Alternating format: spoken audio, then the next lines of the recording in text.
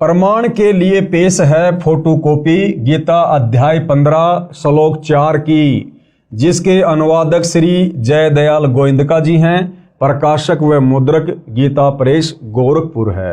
अब हम भाई बहनों को कैसे विश्वास हो कि उस परम पद के विषय में गीता जी में कहाँ लिखा हुआ है, क्योंकि आज से पहले तो हमारे किसी भी धर्म गुरु ने इस प्रकार से गीता जी को खोल खोल के, वेदों को खोल खोल के उनके श्लोक नहीं दिखाए, नहीं पढ़ाए। और आज से पहले हमारे पूर्वज अनपढ़ थे, उनको अक्षर ज्ञान नहीं था, उनको पढ़ने लिखने का भी अधिकार नहीं था। और जितने भी हमारे सदग्रंथ थे ये सारे के सारे संस्कृत भाषा में थे, जिस कारण से हमारे पूर्वज इनको समझ भी नहीं सकते थे। तो जैसा हमारे धर्म गुरुओं ने हमारे को धर्म के विषय में बताया, गीता जी के विषय में बताया, वेदों के अंदर क्या ज्ञान है हमें जैसा भी बता दिया गया, हमारे पूर्वजों ने सहर्ष स्वीकार कर लिया। लेकिन भाई और बहनों, आज सतगुरु रामपाल जी उंगली रख रख कर हमें इन समस्त धार्मिक ग्रंथों की गूढ़ सच्चाई से परिचित करवा रहे हैं। तो वर्तमान में धोखे की किसी प्रकार की कोई शंका नहीं होनी चाहिए। और बुद्धिमान समाज ने भी अपनी आंखों से इन समस्त प्रमाणों को देखकर, सबूतों को देखकर, जो हमारे ही धर्म की पवित्र पुस्तकों में वर्णित है, आप और हमने इस सच्चाई को फिर स्वीकार भी करना चाहिए अपनी आत्मा के कल्याण के लिए।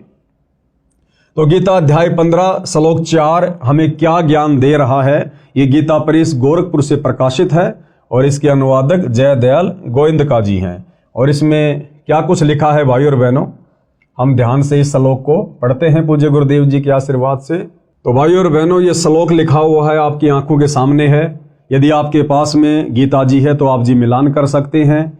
जयदयाल गोविंदका जी ने संस्कृत के सामने हिंदी में अनुवाद किया है, आपकी आंखों के सामने है। उसके पश्चात उस परम पद रूप परमेश्वर को भली भांति खोजना चाहिए, जिसमें गए हुए पुरुष फिर लौटकर संसार में नहीं आते, और जिस परमेश्वर से इस पुरातन संसार वृक्ष की प्रवृत्ति विस्तार को प्राप्त हुई है, उसी आदि पुरुष नारायण के मैं शरण हूं।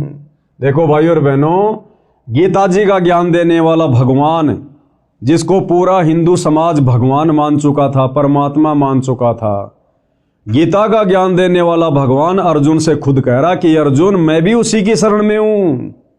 यानी हम भाई बहन तो अनजाने में गीता का ज्ञान देने वाले भगवान की शरण को उत्तम शरण मान कर बैठे हुए थे।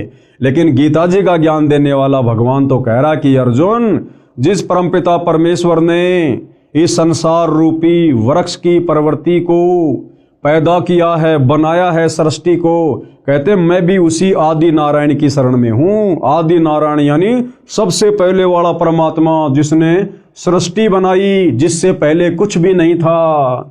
कहते उसी आदि पुरुष नारायण के मैं शरण हूं।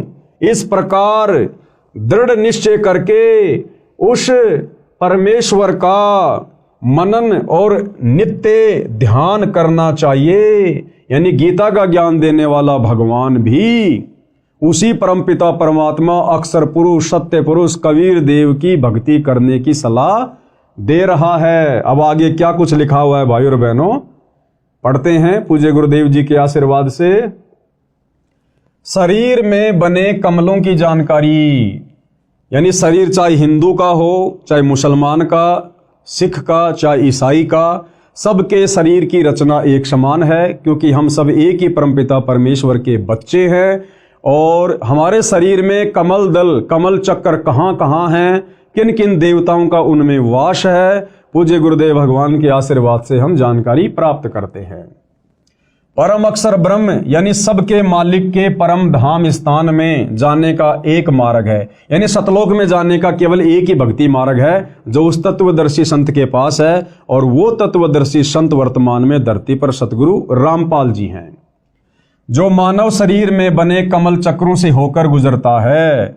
अन्य कोई मार्ग नहीं है। यानी सतगुरु रामपाल जी इस पूरे विश्व में एकमात्र हमें वो सत भक्ति प्रदान करने के लिए आए हैं जिससे हमारे शरीर में बने कमल चक्र खुलेंगे और इनके खुलने के बाद ही हमारी आत्मा अंतिम समय में जब शरीर छोड़ेगी तो उन्हीं कमल चक्रों में से होकर त्रिकुटी पर जाएगी, उस परम अक्षर ब्रह्म के परम धाम को जाएगी, सतलोक को जाएगी। दूसरा कोई मार्ग नहीं है, अन्य कोई मार्ग नहीं है। ये कमल चक्र मानव शरीर में रीढ़ की हड्डी के साथ साथ अंदर की ओर स्थान स्थान पर बने हैं, जिनकी स्थिति समझने के लिए कृपया मानव चित्र को देखिएगा।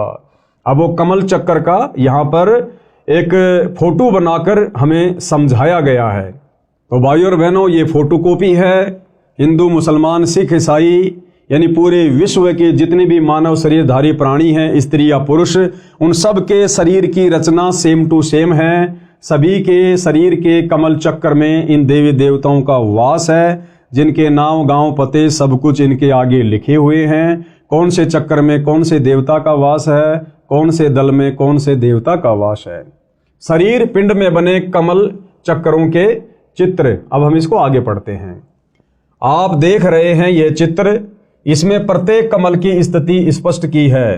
प्रत्येक कमल में प्रवेश द्वार है जो बंद रहता है।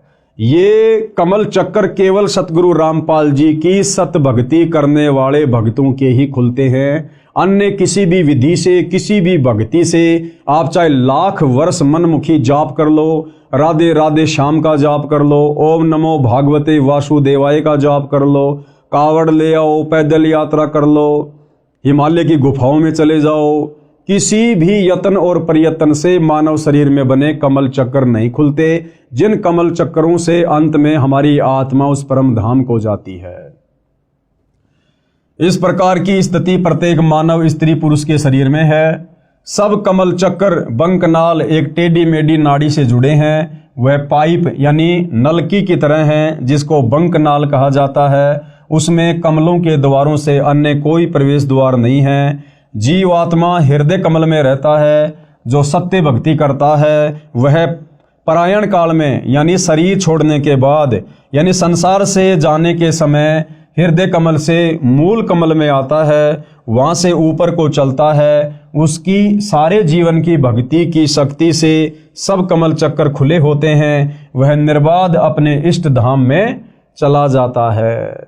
जिस प्रकार भाइयों और बहनों, हम गाड़ी लेकर टोल टैक्स पार करने की कोशिश करते हैं, और भाइयों और बहनों, जिसकी गाड़ी पर फास्ट टैग लगा हुआ है और जिसके फास्ट टैग में पैसे हैं, उस टोल टैक्स पर जाते ही ऑटोमेटिक वहां का बैरियर हट जाता है और गाड़ी टोल टैक्स को पार कर जाती है। इसी प्रकार शरीर छोड़ते समय जिन आत्माओं के कमल चक्र खुले होंगे, वही आत्माएं उस परम अक्षर ब्रह्म के शतलोक को प्राप्त होगी।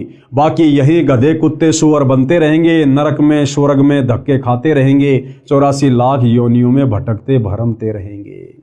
तो ये कमल चक्र खोलने की सत भक्ति वर्तमान में केवल सतगुरु रामपाल जी के पास है, केवल सतगुरु रामपाल जी के पास में। और आगे पूज्य गुरुदेव भगवान हमें क्या बता रहे हैं? विशेष जैसे टीवी यानी टेलीविजन में चैनल बने होते हैं, जो कार्यक्रम टीवी पर देखा जाता है वह वास्तव में कहीं अन्य स्थान पर हो रहा होता है। जिस प्रकार बहुत सारे भाई बहन क्रिकेट का मैच देखते हैं अपने घरों में बैठकर। भाई और बहनों, क्रिकेट का मैच हो रहा है दुबई में और हिंदुस्तान वाले सेम टाइम अपने घर पर टीवी में देख रहे हैं। इसी प्रकार ये ब्रह्मा विष्णु महेश जी अपने अपने लोकों में ऊपर हैं, लेकिन उनकी शक्ति हमारे शरीर में बने इन कमल चक्रों में समाई रहती है। उनकी जो तरंगे हैं, उनकी जो वो गुण हैं, उनकी जो पावर है, वो वहां से हमारे को प्रभावित करती रहती है। तो इसी प्रकार गुरुदेव भगवान ने हमें टीवी का उदाहरण देकर समझाना चाहा है।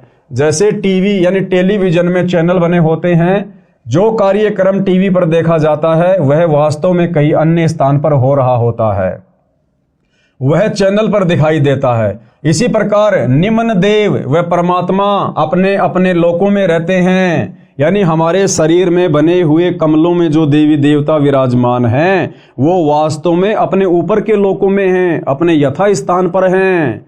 लेकिन जब हमारे ये कमल चक्र खुल जाते हैं तो तो हम ऊपर के लोकों में, उन देवी देवताओं के लोकों में क्या कुछ घटनाएं घटित हो रही हैं, हम सब कुछ देख सकते हैं। जिस प्रकार मैच हो रहा है साउथ अफ्रीका में और हम हिंदुस्तान में अपने टीवी में, यदि हमारे टीवी का वो कनेक्शन सही है, डिश वगैरह सही है और रिचार्ज है, तो हम रिमोट दबाकर घर बैठे टीवी पर दक्षिणी अफ्रीका में हो रहे उस प्रोग्राम को देख सकते हैं।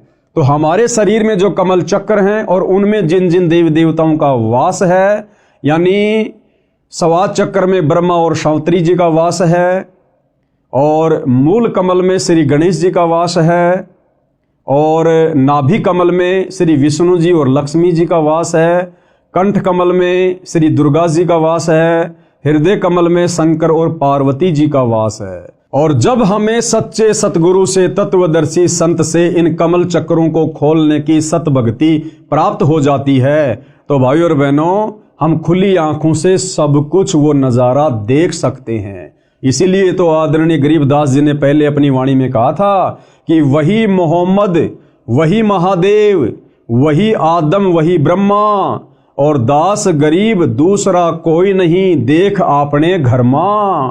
यानी सच्चे सतगुरु से सत भक्ति प्राप्त करके इन कमल चक्रों को खोलकर उसके बाद आप अपनी आंखों से देख सकते हैं कि हजरत मोहम्मद जी कहाँ से आए थे और बाबा आदम जी कहाँ से आए थे। उसके बाद हमारे सारे संशय स्वतः ही समाप्त हो जाते हैं। जैसे टीवी यानी टेलीविजन में चैनल बने होते हैं, जो कार्यक्रम टीवी पर देखा जाता है वह वास्तव में कहीं अन्य स्थान पर हो रहा होता है, वह चैनल पर दिखाई देता है। इसी प्रकार निम्न देव यानी शरीर के कमल चक्रों में जो देवी देवता हैं, वह परमात्मा अपने अपने लोकों में होते हुए टीवी चैनल की तरह कमलों में दिखाई देते हैं। जैसे सूर्य प्रकाश ऊर्जा यंत्र, सोलर सिस्टम पर सूर्य का प्रकाश पड़ने से उसमें ऊर्जा संचित होने लगती है। इसी प्रकार मंत्रों के जाप से कमल खुल जाते हैं।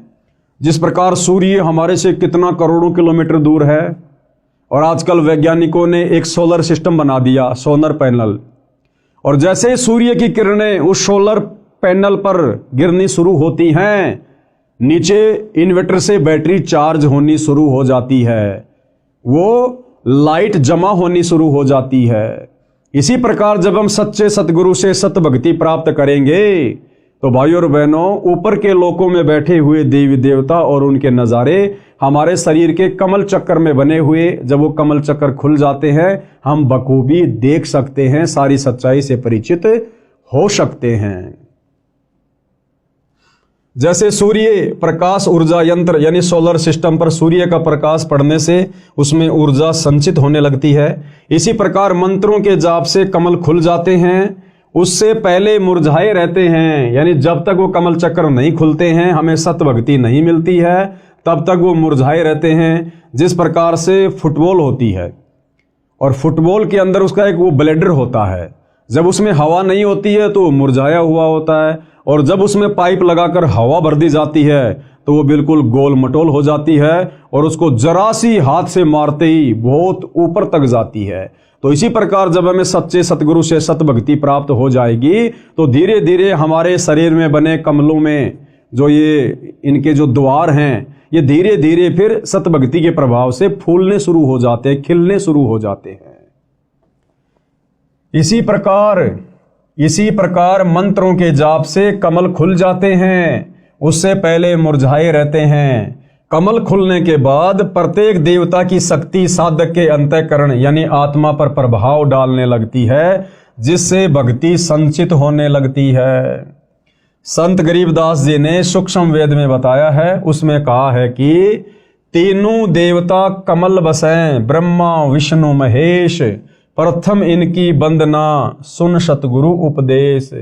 यानी सबसे पहले जो सच्चा सतगुरु होता है वो इन्हीं कमल दलों में बैठे देवी देवताओं के सत मंत्र देता है, सत भक्ति देता है। जो तीनों लोकों के स्वामी हैं, ब्रह्मा विष्णु महेश है, साथ में गणेश जी हैं, दुर्गा जी हैं, सतगुरु रामपाल जी, सबसे पहले शरीर में बने कमल दल इनको खोलने के लिए इन्हीं देवी देवताओं की सत भक्ति वाले सत मंत्र देते हैं, जिनके प्रभाव से मात्र 4 महीने में हमारे कमल चक्रों के द्वार खुलने शुरू हो जाते हैं। ये कमल चक्र खिलने शुरू हो जाते हैं, दूसरा कोई तरीका धरती पर नहीं है। और कहते हैं उसके बाद फिर आगे सतगुरु के उपदेश सुनते रहना, सतगुरु के सत्संग सुनते रहना। उसके बाद फिर हमें पता चलेगा कि ब्रह्मा विष्णु महेश की भक्ति तो बहुत ही निम्न स्तर की है, ये तो शुरुआती भक्ति है। इसके ऊपर तो और बहुत सारी परम शक्तियां हैं। फिर आगे हमें सतगुरु रामपाल जी से उनके भी सत भक्ति मंत्र मिलेंगे, उनके द्वार खोलने के भी मंत्र मिलेंगे। और जब हमें सारी प्रोसीजर मिल जाएगी तब हम उस परमपिता परमेश्वर परम अक्षर ब्रह्म के परम धाम में जाएंगे, शतलोक में जाएंगे। तीनों देवता कमल बसै ब्रह्मा विष्णु महेश, यानी मुसलमान, सिख, ईसाई, जैनी, बौद्ध, सबके शरीर में इन देवी देवताओं का वास है। और प्रथम इनकी वंदना, यानी सतगुरु जो मंत्र देगा उस आधार से हमने इनकी वंदना करनी है, इनकी पूजा नहीं करनी। पूजा तो केवल एक परमपिता परमात्मा की करनी है, लेकिन सतगुरु हमें जो प्रोसीजर देगा यहां से पार होने की, उसमें शुरुआती प्रोसीजर है ब्रह्मा विष्णु महेश की साधना करना, इनकी भक्ति करना। और पूजा हमने साथ साथ में परम अक्षर ब्रह्म की ही करनी पड़ेगी। प्रथम इनकी वंदना, फिर सुन सतगुरु उपदेश। फिर आगे का ज्ञान सतगुरुदेव जी बताते हैं। अर्थात श्री ब्रह्मा जी, श्री विष्णु जी तथा श्री शिव जी तीनों देवता हमारे शरीर में बने कमल दलों यानी कमल चक्रों में बसे निवास करते हैं। इसलिए सर्वप्रथम साधना स्तुति इनकी करनी होती है। इनसे ऊपर की साधना तत्वदर्शी संत यानी सतगुरु से सुनो, फिर सुन सतगुरु उपदेश।